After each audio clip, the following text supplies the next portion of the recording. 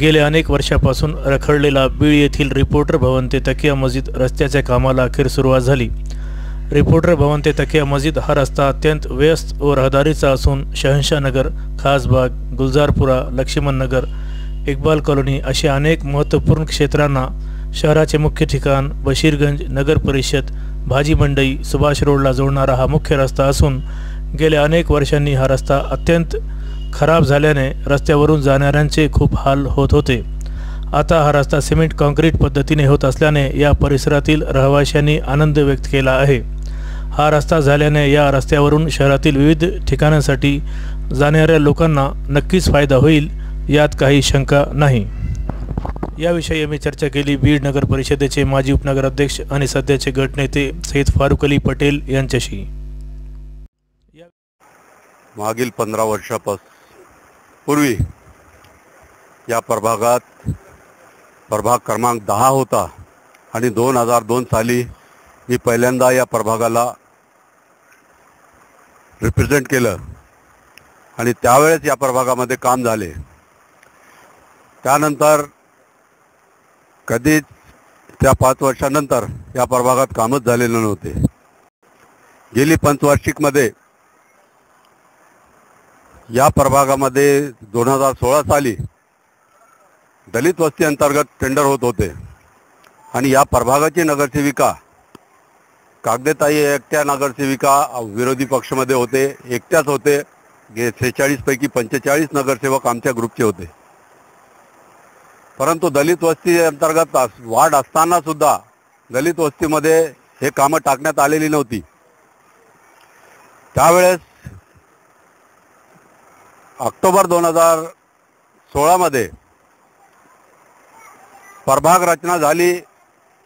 हा प्रभाग क्रमांक 14 मधून माझा वार्ड आणि हा नवीन भाग म्हणून पुन्हा मला जे या निवडणुकीला सामोरे जायचं होतं आणि हे प्रभाग रचना झाली होती। हा भाग प्रभाग क्रमांक 14 मध्ये आला होता। त्यावेळेस ते टेंडर होत असताना मी टेंडरची परिस्थिती बघितली की त्यामध्ये हे कामं टाकण्यात आलेले नव्हते आणि ते डांबरीकरणाचे टेंडर होत होते। ते टेंडर जे आता करत असताना या कामांना मी जे आता कागदेताईंच्या नावावर दलित वस्ती अंतर्गत हे टेंडर करून घेतले, भांडून प्रशासनाला भांडून हे टेंडर करून घेतले आणि टेंडर झाल्यानंतर आम्हाला माहिती होतं की जनतेसमोर आम्हाला जायचं आहे, काकूनाना विकास आघाडीच्या माध्यमातून आम्हाला जायचं आहे, जनतेला काहीतरी आश्वासनं द्यावं लागतील म्हणून हे टेंडर करून घेतले। डांबरीकरणाचे टेंडरमध्ये हे टेंडर करून घेतले। योगायोग निवडणुका झाल्या, आम्ही निवडणूक जिंकलो। आदरणीय संदीप भैया क्षीरसागर यांच्या नेतृत्वाखाली काकूनाना विकास आघाडीच्या माध्यमातून आम्ही निवडणूक जिंकलो। 20 नगरसेवक आमचे आले, नगराध्यक्ष आमचे जरी पडले असतील तरी पहिल्या वर्षी 2017 साली जे समिती स्थापन झाली त्यामध्ये नाना नायकवाडे बांधकाम सभापती झाले, मी पाणी पुरवठा सभापती होतो, माझे सहकारी अनेक सभापती होते आणि त्या माध्यमातून आम्ही जे आता मेजॉरिटी आमच्या जवळ होती, मेजॉरिटीच्या जीवावर आम्ही जे आता बांधकाम समिती आणि सभागृहामध्ये हे डांबरीकरणाऐवजी सिमेंट रस्ता करण्यात यावा असा जे आम्ही ठराव घेतला आणि सभागृहाने याला मान्यता दिली आणि त्या माध्यमातून आज हे काम होतंय। हे काम फक्त जे आता प्रभाग क्रमांक 14 पुरता मर्यादित नव्हतं। यापासून आडत मार्केटचा रस्ता आहे, सरकारी दवाखाना आहे, पूर्ण शहरवासी जे आता या प्रभागातून या रस्त्याचा लाभ घेत आहेत आणि अतिशय बिकट परिस्थितीमध्ये दवाखान्याला जात असताना माझे एक सहकारी माजी नगरसेवक होते, त्यांचा देहांत या रस्त्यावर झालेला आहे दवाखान्याजवळ।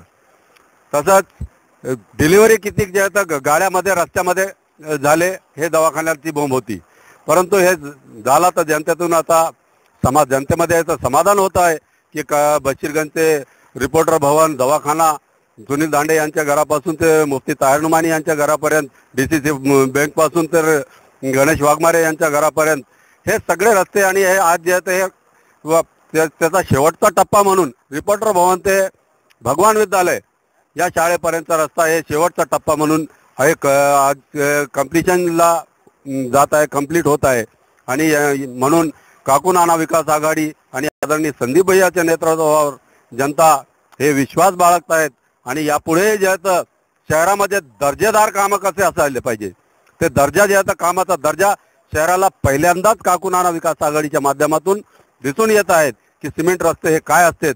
इतर सारखेच रस्ते बीडमध्येही काकुनाना विकास आघाडीच्या माध्यमातून दिसायला मिळत आहे. यापुढेही अमृत योजना असो किंवा जे आहे भुयारी गटार योजना असो, लवकरच भुयारी गटार योजना सुरू होणार आहे.